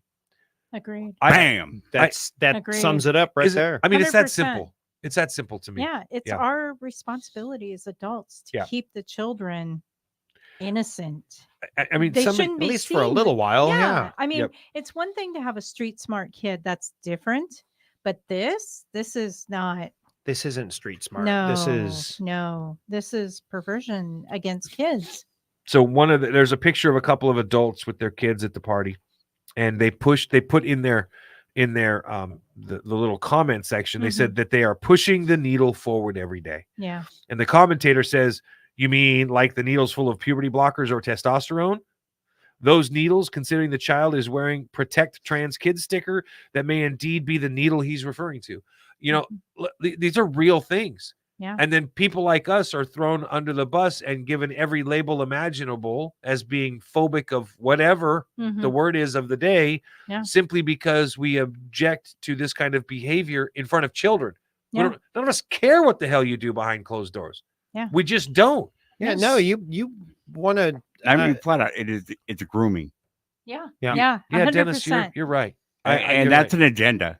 Yep. Yeah. Period. Exactly. And part of that agenda is stop with calling them pedos or pedophiles and calling them minor attracted persons. And we all know. No. Yes. No. Stop that. No. They're we disgusting. They are have pedos. discussed. Yeah. I mean, even TED Talks have Yeah. these conversations where yeah. where they talk about being a pedophile Yeah. is simply another sexual orientation. No. And again, I love Kevin, but this conversation right here Mhm. makes him so incredibly uncomfortable as being somebody who generally tends to lean more to the left. And I've tried to have this conversation with him many times because I feel like I dug into that years ago and did a story on it, on this idea that is being a pedophile is it like being gay? Is it just another form of it, like you know, gay, heterosexual, homosexual, whatever.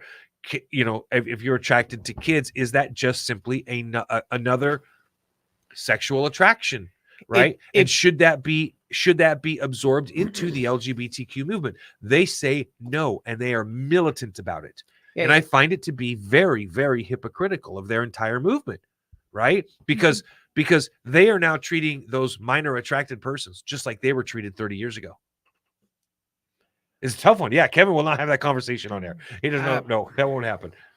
So if the idea of being attracted to, you know, a child is the same idea as, you know, anything else in the LGBTQ umbrella, you know, It's just a different kind of queer, is right. essentially Sure. I mean, if that's what the claim is, no, it's not okay. No. That's still one of those. Half of this is an innocent child that doesn't know anything yet, and they should most certainly be protected. This is about as uncomfortable as I get. So why, Tom? Well, yeah, I know it. Why isn't it okay? What if it's just there's nothing worse than when you have to play that devil's advocate role. Like, why? Why, is Tom? it not okay? Yeah, what she said. Yeah, it's not okay because children. Is it our morality? It's not even morality. Children don't know. They don't understand, and they should not pierce that veil to make them understand. Yeah, no, it's not appropriate. They're not ready to reason and have logic and say no and be able to fight against an adult. Is that a role Your turn, Tom. Is that a role of our society? Because remember, 200 years ago, you'd marry your 14-year-old daughter off to some dude for an extra cow. And that's where it started. No, I'm just kidding. It started way. I remember in Afghanistan, way before the that. Muslims in Afghanistan, the Taliban, they are routinely playing pack the fudge pipe with the little boys. Right. It's considered normal. And with the kids, it's you could sit down and tell kids nowadays, you can be a dragon or a unicorn if you want, and you keep pushing that agenda, they're going to buy into that.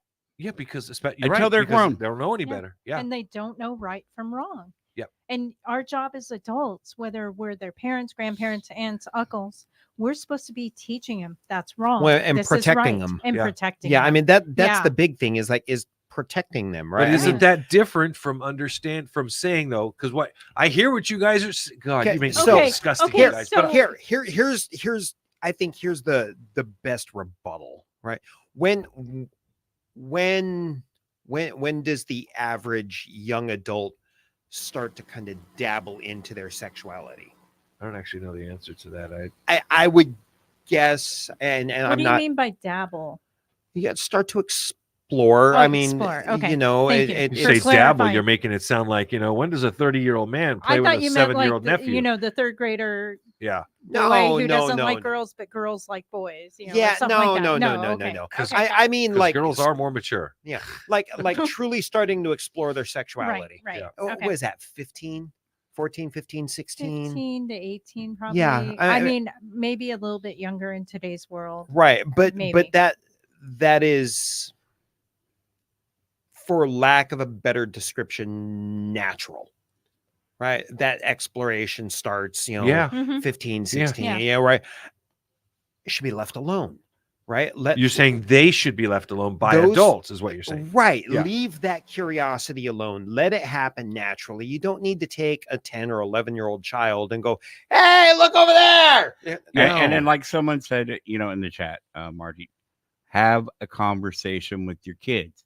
For sure. Yeah. Yes. When they have questions, be ready to address Oh, yeah. that situation and those feelings. But they have to lead that, not you. But stop taking them to parades and giving them dick plushies. Yeah. Right. Yeah. No, they have to lead that question. I disagree with you on that, Tom. What they have to lead the question? No, I raised 4 boys. Are you kidding? No. Boys aren't smart enough to ask No. those questions. As soon as they got out of elementary school, so 6th grade when they went to middle school. Right, because that's 6th grade is when you have human Okay. growth and development. Yeah. I started talking to them. If you can't pay, then you don't play. And we started all those sayings. And when they You told your kids start paying rent in the 6th grade? No. Oh, was talking about sex. Okay. And then I also, You know, when they were parenthood. 13, I would take them out to dinner on their 13th birthday. And I told them, okay, now you're basically an adult in most cultures. Yep. You are You were in a the harsh U.S. mama, man. You're a You are harsh in the mama. U.S. and you can make decisions about your life, your choices right now that can impact your adult life. Be smart. This is now your floor. If you want to talk to me, great. We'll keep the lines of communication open throughout. But if you have questions about certain things, let's talk, Yeah. And my oldest son, he was like, great. We had a 6-hour dinner at a restaurant. We were talking about peer pressure, different types of drugs, what he, what I thought about it, stuff like that, and everything. It was a really good conversation. And to this day, all of my children, that knowledge didn't hurt them. No. And it helped them to really, really understand, especially when it came to teenage pregnancy. Because I told them, 100%. if you do something, you are on the hook as much as that girl, but the girl bears the cost in her physical appearance and her physical body. Yep. When the rest of her life. Yeah, and the rest of her life, but so Yeah. will he. And that's what I Right. taught my sons. I know I love you guys, but you're gonna think I'm such a prick, and I'm sorry. But none of you answered the question. What? What's Is that?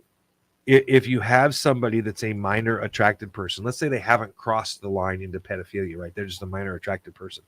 Why isn't that another version of gender queer?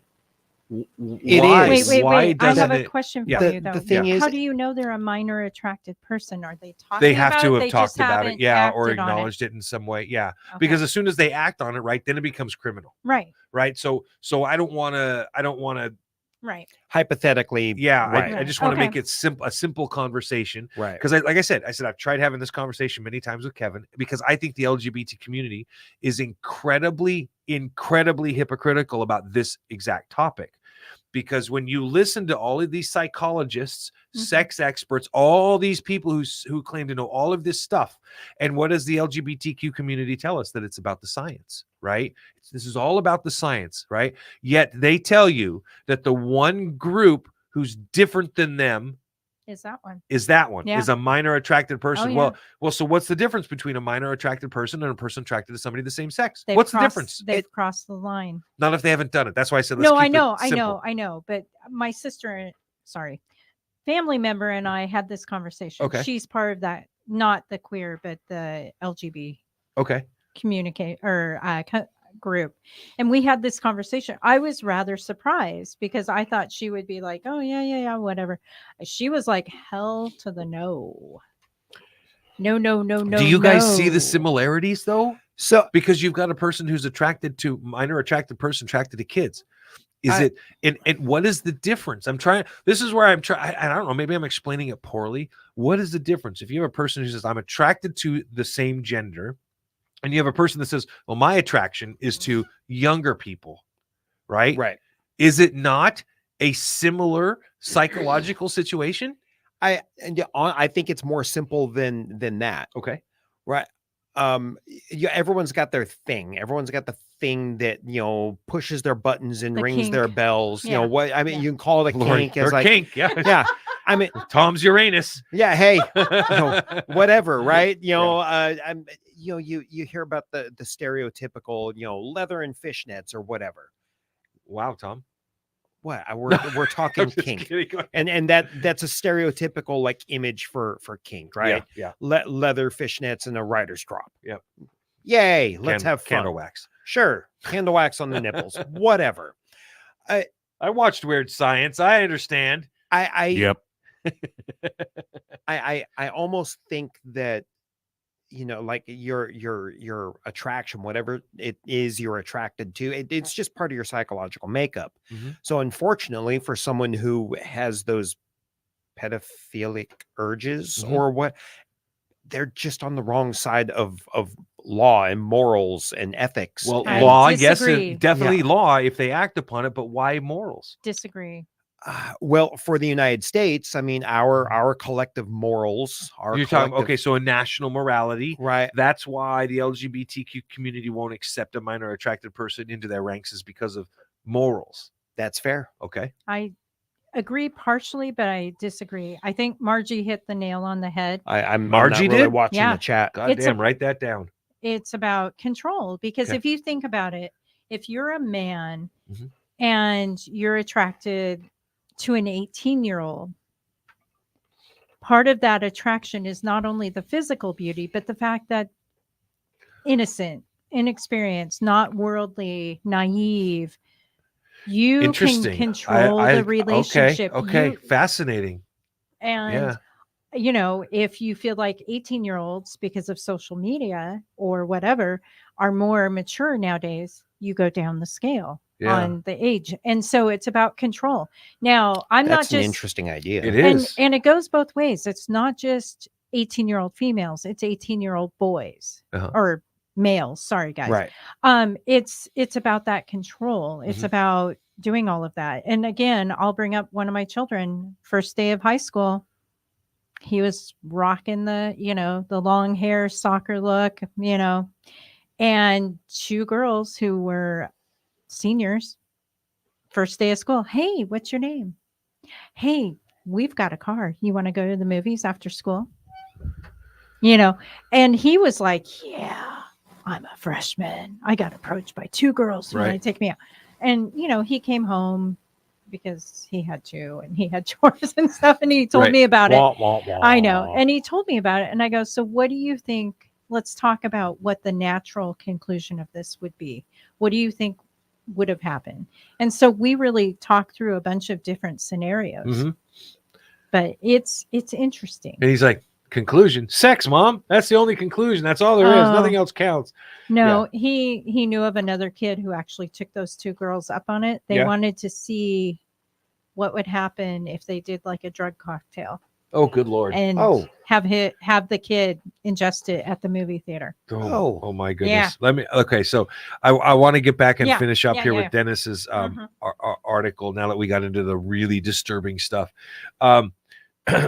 Mayor Wu, she's the mayor of Boston, Right. got into the exposing kids to weird stuff bandwagon, apparently. There is a picture of her running around, and she commented on the picture, happy Pride Month. So happy to see Mayor Wu of Boston celebrating in the parade along with my niece and my little nephew and niece rocking the rainbow outfit. Well, I mean, stuff like that, there's nothing really contentious about it, but so did Senator Markey. And while we could sit here all day and put up photos of minors who were in attendance, we won't, for two reasons. First, one kid there is one too many. So more photos aren't necessary. That's a really good point on the article, on the guy writing the article's point. He said, second, it takes too long to redact their little faces, as is our practice when posting pictures of kids. If you want to go see more pics of kids at Boston Pride, check out the Instagram, Twitter/X, or Facebook, and they are not hard to find.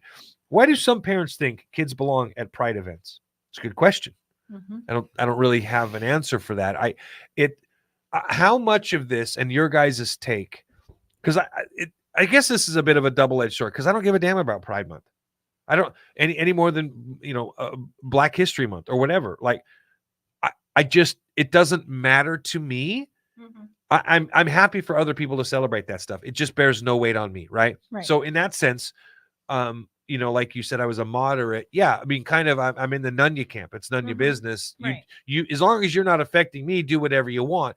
But I will freely admit that when I look at these social issues and I ask myself, will this lead to the moral degradation of society? Is Mhm. this going to bring us down as a culture? Yeah.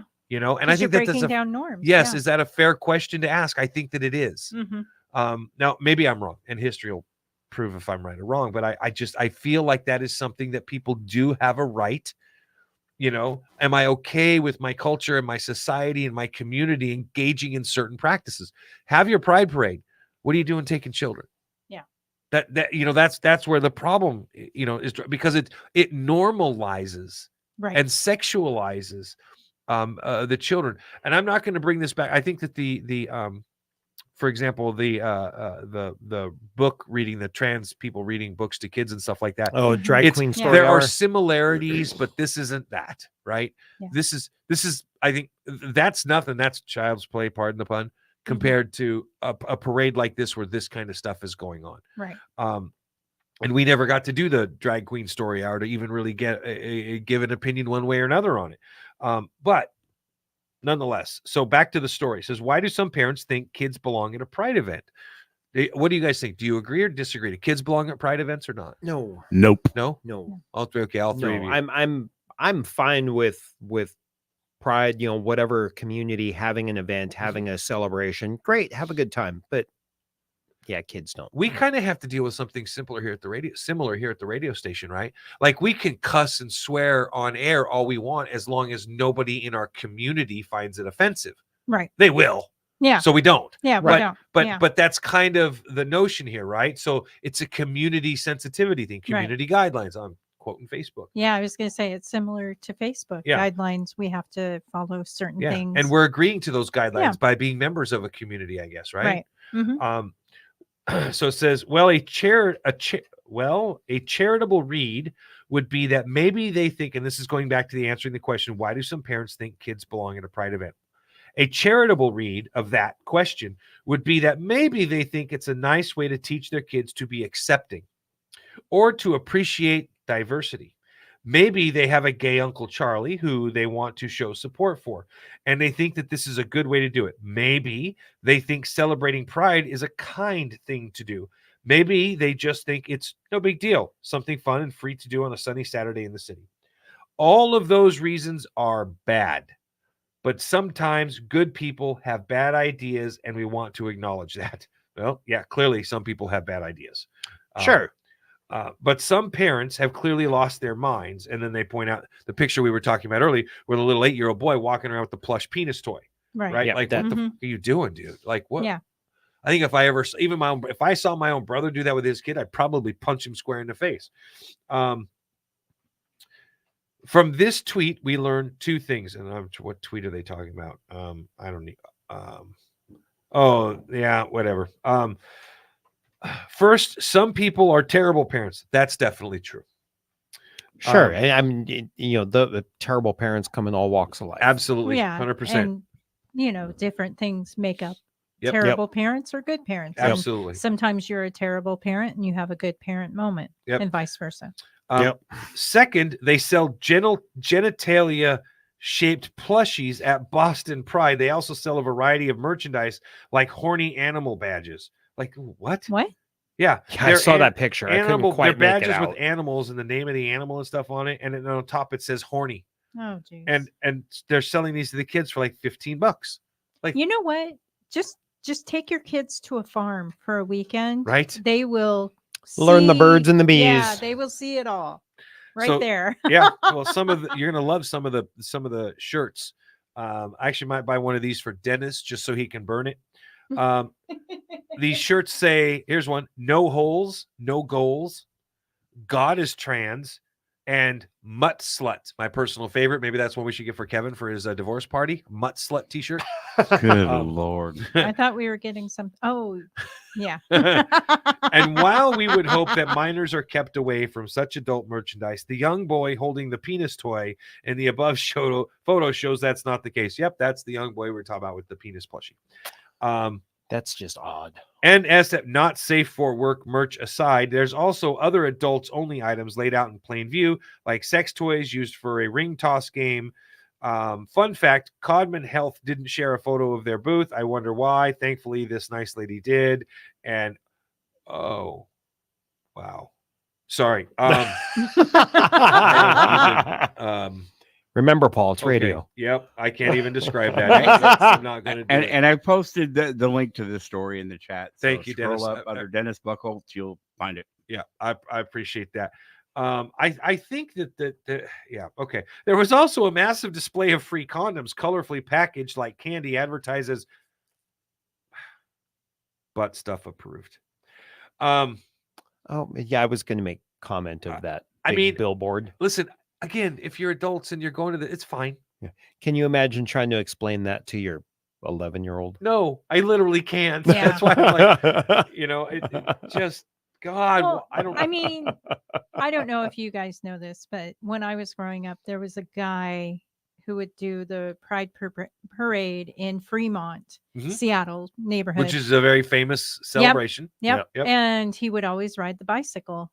Oh, buck the naked. Yeah. naked. Oh, I remember him. And the only thing my parents said when I was able to drive, they were like, if you go down there and we see you on TV for the Pride Parade with your friends, don't come back home. Because message sent. yeah, we don't even want to have that conversation. And, that was them. And I wasn't interested in the Pride Parade, but, they would always post it on the news. And it was like, are you trying to make this more? Yeah. And Now they the- televise them. Right. And they would, blot out the package or whatever you want to call it. But Yeah. I mean, it was like, what are we doing? And then I was thinking about it the other day. I was listening to the radio. Uh-huh. Billy Idol, Cradle of Love comes on, and it's talking about a young girl. Yeah. And then, It's like White Wedding. Yeah, and then if White you don't know Wedding. exactly what some of those songs are. Yeah, and- exactly. And in case you don't know, like Eddie, the song Money Money, Mhm. that's about picking up hookers, folks. Yep. My mother used to be a musician, and I can't remember after I found out what that song was about and listened to the words real close. And then I went to one of my mom's gigs, and she was going to sing that song. I said, please don't. She's like, what? It's a good song. No, Nope. you don't know that. No, don't Yeah. sing that song. Yeah. But I mean, it was interesting because you start going down the rabbit hole of the 80s songs that you grew up on, and now you're like, whoa. I think I'm turning Whoa. Japanese. I think I'm turning Japanese. I really think so. That shebop. Yep. So I just want, if you're watching the camera right now, I'm going to hand this picture to Tom. Uh-oh. So that everybody can see Tom's reaction. Because this isn't Two Girls, One Cup, is this it? is a no. I would No. never do that to somebody I cared about. I am nothing like Kevin in that world. So this is a picture of a lady celebrating Pride, and a mom 6 inch from her walking with her child. Now, before I hand this picture to you, what do you think Mom's reaction is? One of pleasure? Or one, like all I'm telling you is that there's a woman celebrating Pride and there's a mom with a child. What kind of expression do you think Mom has on her face? Happiness or disdain? I'm gonna go with Mom smiling. So good guess. There's the picture. Everybody watch the reaction on Tom's face. No. Yeah. Oh, No. yeah. Yeah. No. Mom I is saw not that one. happy. Mom is Yeah. not happy. No. Yeah. No. Yeah. Yeah. Bad. Bad. Gross. Hey, I want to thank everybody for listening tonight. Kevin will be back with us on Sunday. This has been another proud presentation. Get that how I did that proud presentation of the Outlaw Radio Network.com. .com. .com.